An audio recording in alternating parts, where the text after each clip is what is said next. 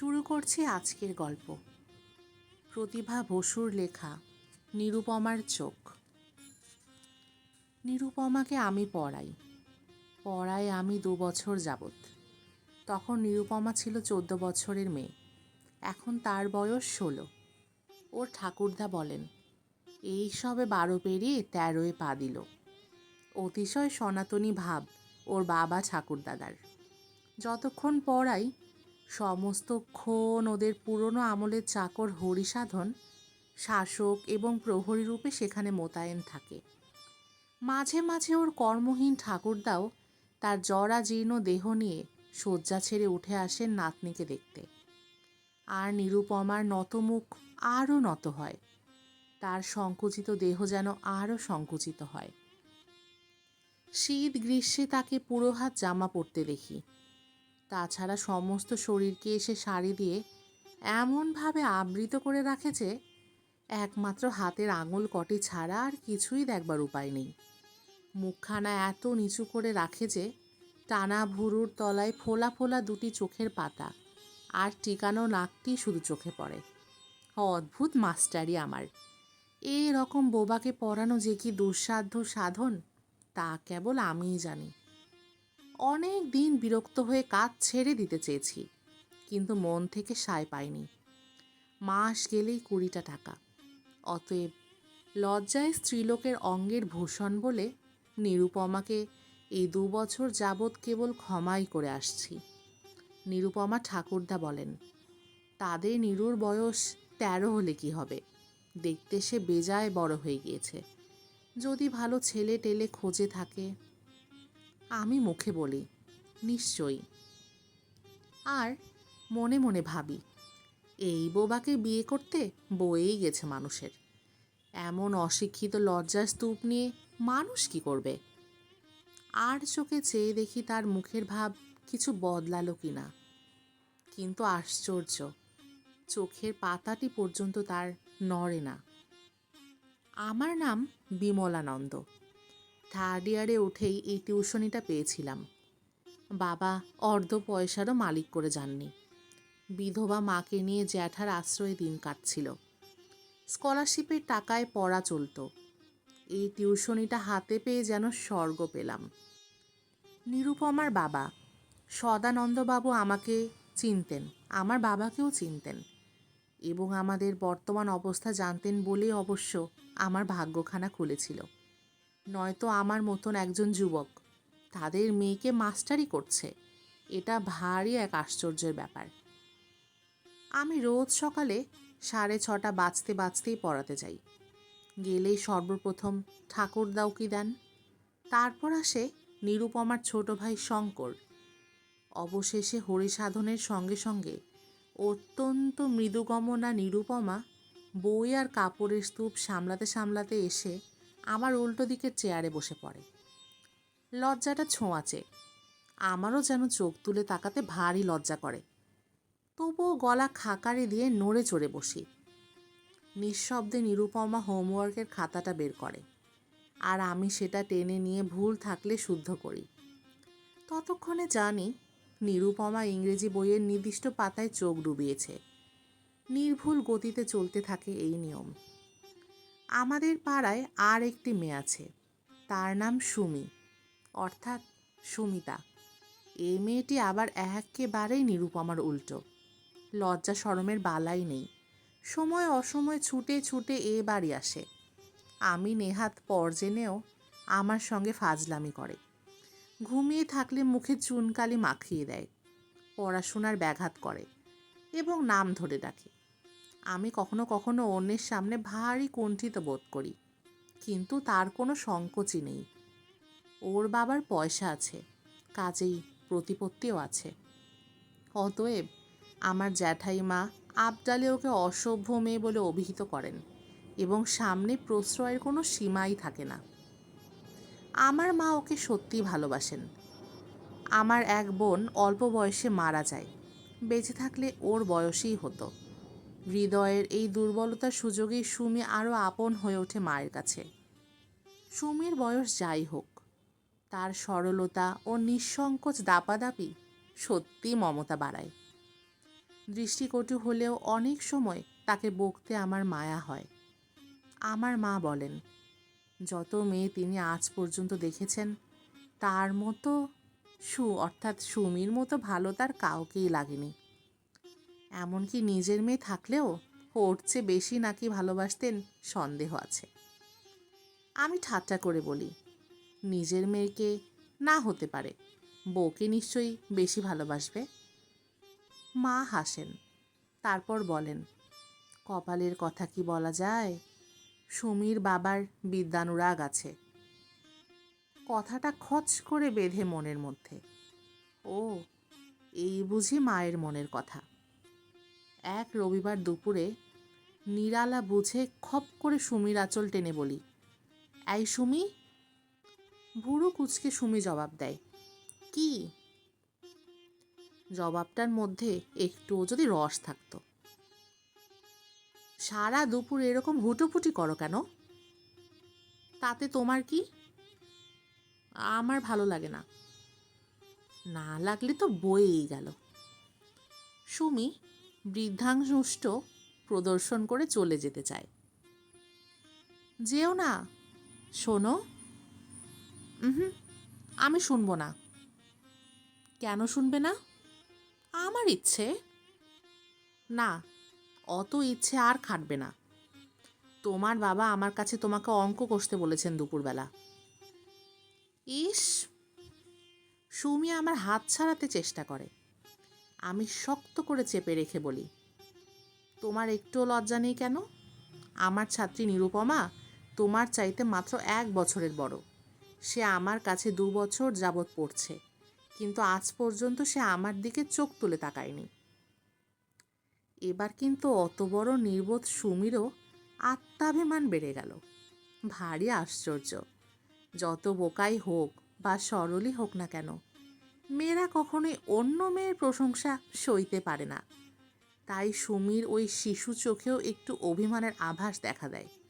বলে, তো সেই কথা আমাকে বলবার কি হয়েছে? হেসে বলি, তাতে যদি তোমার একটু শিক্ষা হয় আর কি। শিক্ষা? আচম্বিতে সুমি প্রচণ্ড এক চিমটি কেটে পালিয়ে যেতে যেতে বলে, ওসব শিক্ষা তোমার ছাত্রীকেই শিখিও কেমন, আমার সঙ্গে লাগতে এসো না।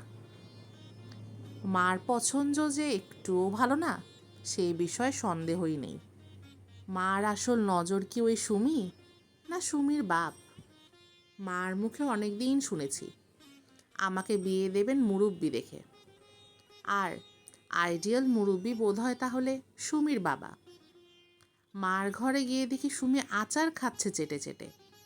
শুনতে পাই, কাকিমা, কি সুন্দর আচার করো গো তুমি। কাকিমা বলেন, আর একটু খাবি নাকি? সুমি নিশ্চয়ই আরও চাইতো। আমাকে দেখেই বলে, ওই এসেছে তোমার আদরের ছেলে। এখানে কেন? যাও না, তোমার ভালো ছাত্রীর বাড়ি যাও। আমি বলি, মা, সুমিকে আর আচার দিও না। ওকে অবিশ্রান্ত প্রশ্রয় দাও বলেই ও আমাকে একটুও মান্য করে না। আহারে, কি আমার মান্য বরেশু। মুখের এক অপূর্ব ভঙ্গি দেখিয়ে সে আবার আচারে মনোনিবেশ করল। মুখভঙ্গি দেখেই হেসে ফেলি। দিন কয়েক পরে মা হঠাৎ বলেন, বিমল, এখন তো বাবা তুই বিয়ে করলেও পারিস। বিস্মিত চোখে তাকাই। মা কি লক্ষ টাকার স্বপ্ন দেখছেন নাকি? আমি যেখানে নিজেই পরান্নে প্রতিপালিত, সেখানে আমার অন্নপুষ্ট হবার জন্য কাউকে আমন্ত্রণ করা কি নিতান্তই পাগলামি নয়? মার মুখ কিন্তু হাসি হাসি। বলেন, কথায় কথায় তোর জ্যাঠা সুমির সঙ্গে তোর বিয়ের কথা পেরেছিলেন। সুমির বাবার আপত্তি নেই, ওই তো একমাত্র মেয়ে। ভদ্রলোক তো টাকা দিতে অপারগ নন। তিনি ঠিক এইরকম ছেলেই চান, যাকে নিজের মন মতো তিনি গড়ে নিতে পারবেন। মার কথা শুনে আত্মসম্মানে প্রচণ্ড আঘাত লাগে আমার। ভুরু কুচকে বলি, গড়ে নেওয়া মানে? আমি কি একটা মাটির ঢেলা?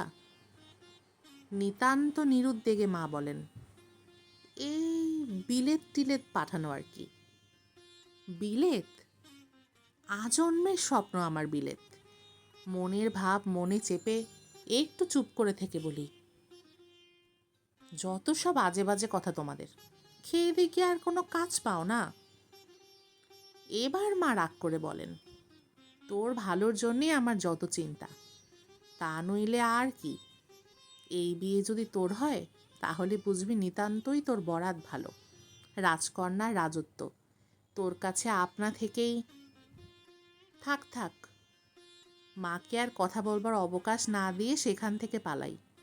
কিন্তু কথাটা ভাববার মতো বই কি। টাকা আমার নিতান্তই দরকার, তবুও বিয়ের কথাটা আমার যেন কিছুতেই ভালো লাগে না। বাড়িতে চলছে ফিসফাস গুঞ্জন। সুমি কি এসব জানে? একদিন সুযোগ মতো আবার ধরলাম সুমিকে। বললাম, এই এখন আর রাত দিন আমাদের এখানে এসো না। কেন? কেন আবার কি? তুমি বুঝি কিছু জানো না? সুমি চুপ করে তাকিয়ে রইল আমার মুখের দিকে। আমি বললাম, তোমার বাবা যে আমার সঙ্গে তোমার বিয়ে। উফ, অসভ্য! আচমকা ঠাস করে আমার পিঠে একটা চড় মেরে সে ছুটে পালালো। আমি আহত পিঠে হাত বুলোতে বুলোতে ভাবলাম, ওর হাতে শেষে মার খেয়ে মরবো নাকি আমি। সন্ধ্যাবেলা ডাক পড়ল জ্যাঠামশাইয়ের ঘরে। আমাকে দেখেই বললেন, আমাদের সকলেরই তো খুব ইচ্ছে, এখন তুমি বললেই হয়। এতে অমত করো না বাবা, জীবনের সমস্ত উচ্ছ্বাসার মেরুদণ্ড হলো টাকা। আর তুমি যখন ভালো ছাত্র, তখন বিলেত ফেরত যদি একবার ঘুরে আসতে পারো। এরপরের কথাটি জ্যাঠামশাই ভাবভঙ্গি দিয়ে বুঝিয়ে দাড়িতে হাত বোলাতে লাগলেন। আমাকে চুপ করে দাঁড়িয়ে থাকতে দেখে বললেন, আচ্ছা, ভেবে দেখো গিয়ে, কালকে বলো আমাকে। বলাই বাহুল্য, সুমির বাবার টাকা আমাকে লুব্ধ করল এবং মাসখানেকের মধ্যেই পাকা হয়ে গেল আমাদের বিয়ে। সকলেই সুমিকে নিয়ে আমাকে ঠাট্টাই আর কি করে। সকলেরই ধারণা সুমিকে আমি ভালোবাসি, তাই এই বিয়ে। খুব একটা রোম্যান্টিক ব্যাপার। আমি কিন্তু এখনও সুমিকে স্ত্রী বলে কল্পনা করে একটু আনন্দ পাই না। আগের মতো সব সময় আসে না বটে, কিন্তু এলে আমার সঙ্গে দেখা হয়ই। এ কথা একবারও মনে হয় না যে দুদিন বাদে ওর সঙ্গে আমার বিয়ে হবে।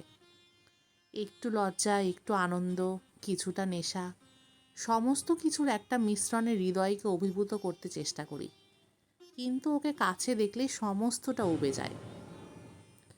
তবে কি সুমিকে আমি পছন্দ করি না, ভালোবাসি না? না, তা নয়। আসলে সুমির সঙ্গে আমার যে সম্বন্ধ, তাতে স্নেহ মমতা যথেষ্ট আছে, কিন্তু প্রেম নেই।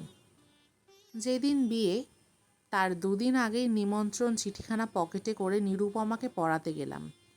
দিন কয়েক পড়াতে আসবো না, এ কথা বলবার ইচ্ছা ছিল। পড়াশুনো শেষ করে তাকিয়ে দেখলাম হরিসাধনের নির্দিষ্ট বসার আস্তরণটি শূন্য।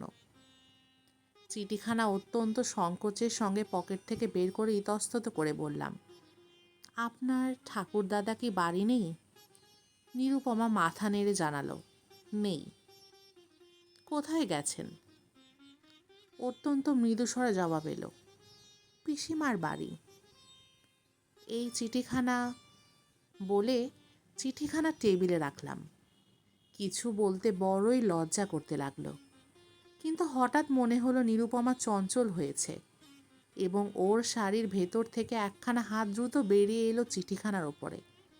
নিমিষে চোখ বুলিয়ে হঠাৎ মুখ তুলে এমন এক দৃষ্টি নিয়ে স্থির হয়ে আমার চোখের দিকে তাকিয়ে রইল যে আমি খানিকক্ষণের জন্য ওর সেই দৃষ্টির কাছে আচ্ছন্ন হয়ে রইলাম।